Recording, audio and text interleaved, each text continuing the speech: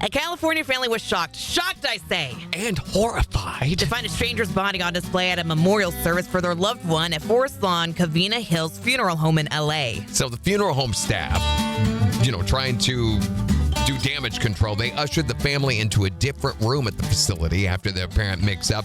But the body on display there wasn't right either. Gosh.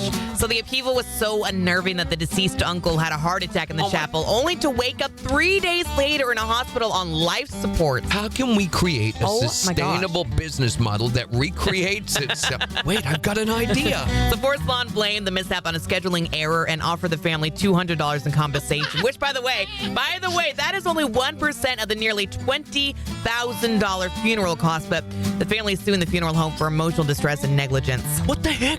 Have you seen Harry in the casket? When did he gain 50 pounds and go bald? I'll never understand why people just can't laugh off something like this. So here's an old joke, and Okay. stop me if you've heard this. Okay. There's this widow that goes to the funeral home before her husband's funeral, and she looks inside the coffin and says, "No, you put him in the brown suit. Where's the blue suit I gave you?" And the funeral director looks and says, "Oh, I'm so sorry, madam. There was a mix-up. Another late gentleman is wearing the blue suit. We'll correct it right away." And 2 minutes goes by, and the funeral director says, "Madam, we made the correction." And the widow looks, sees her husband in the blue suit, and she said, "That's fine, but how'd you switch the suit so quickly?"